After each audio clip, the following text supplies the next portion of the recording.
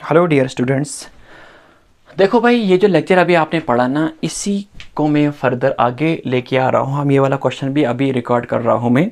अभी 1:12 रात के हो रहे हैं टाइम। ओके, आप लोगों के लिए मैं ये लेक्चर्स तैयार करता हूँ। आप लोग इमेजिन नहीं कर सकते हो कि कितनी हम पेन ले रहे हैं। बात आई समझ? अगर यकीन नहीं आ रहा है, टाइम भी आप देख सकते हो, पूरा 1:12 हो रहे हैं रात के टाइम। ओके, तो आप लोग भी मेहनत करो, आपके घर तक लेक्चर्स पहुंच रहे हैं, तो थोड़ा सा आप साथ दो हमारा भी।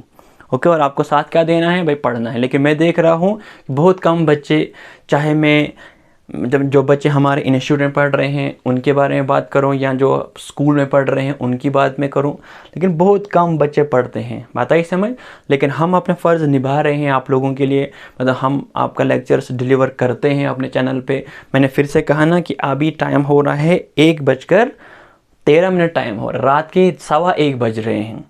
ओके, तो हम आप लोगों के लिए वीडियो रिकॉर्ड कर रहे हैं। इससे पहले अभी मैंने आप लोगों के लिए वीडियो रिकॉर्ड किया, लेकिन मैं दूसरा लेक्चर भी इसी वक्त रिकॉर्ड कर रहा हूँ। तो आप लोग भी थोड़ा सा अपने घर में किताब को लेकर पढ़ा करो। ओके, अगर हम आपके घर में ही लेक्चर्स भेजते हैं तो कम से कम आपको सिर्फ कुछ नहीं करना है, बस किताब खोलनी और पढ़ना है।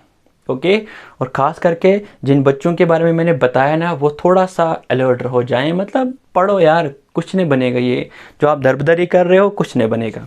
ओके, होप यहाँ तक आपको समझ में आया होगा।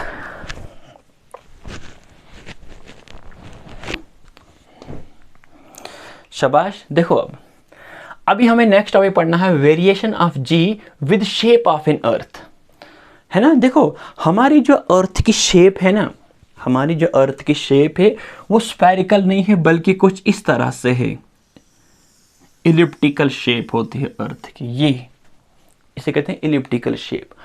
और ये हमारे पास होता है अर्थ का क्या? सेंटर। और ये होता है, ये जो लाइन है ना, ये इसे कहते हैं हम इक्वेटर। क्या कहते हैं? इक्वेटर।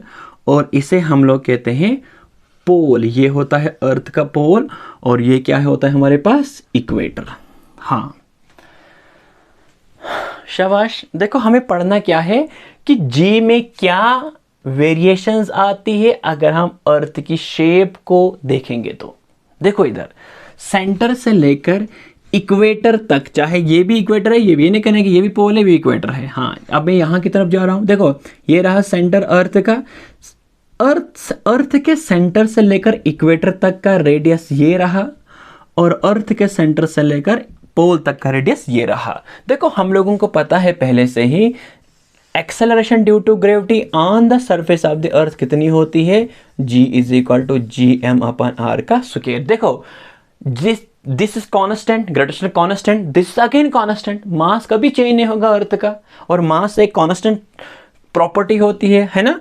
देखो, ये भी कांस्टेंट, ये भी कांस्टेंट। तो इसको देखो पहले, ग्रेविटी और आर में कौन सा रिलेशन है? तो मैं लिख सकता हूं यहां पर, ग्रेविटी जो है it is inversely proportional to radius. है ना? इन प्रोपोर्शन टू रेडियस है। तो अब मुझे बताओ, देखो, इक्वेटर को अगर थोड़ा देखोगे, इक्वेटर तक का रेडियस, देखो गौर करो, इक्वेटर तक का रेडियस और पोल का रेडियस, ये वाला रेडियस छोटा है, पोल का रेडियस छोटा है, और इक्वेटर का रेडियस क्या है? बड़ा है। फिर से, पोल का रेडियस, ये वाला पोल, मतलब distance from the centre of the earth to the pole, ये रहा, और ये रहा इक्वेटर तक का रेडियस। इक्वेटर का रेडियस क्या है? बड़ा है।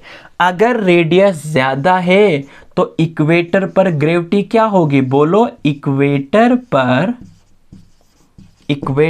ग्रेविटी क्या होगी? इक्वेटर पर ग्रेविटी होगी कम। क्यों होगी कम? बिकॉज इक्वेटर का जो रेडियस है वो क्या है? ज्यादा है। हाँ, तो बोलो, पोल पर ग्रेविटी क्या होगी? पोल पर ग्रेविटी होगी ज्यादा। क्यों? क्योंकि रीजन है, क्योंकि पोल का जो रेडियस है वो क्या है? वो कम है ना? ये वाला रेडियस छोटा है, पोल का रेडियस क्या है? बोलो फिर से, पोल का रेडियस, है ना? पोल का रेडियस जो है वो छोटा है, ग्रेविटी क्या होगी? इसका मतलब बोलो ग्रेविटी कहाँ पर होती है ज़्यादा? अब इक्वेटर पर कि पोल पर? आप कहेगा सर पोल पर ग्रेविटी ज़्यादा है और इक्वेटर पर ग्रेविटी क्या है?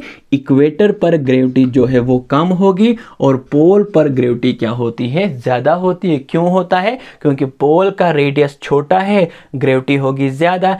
इक्वेटर का रेडियस बड़ा है तो ग्रेविटी क्या होगी? कम होगी। ओके, ये चीज़ आप लोगों को याद रखना है बस।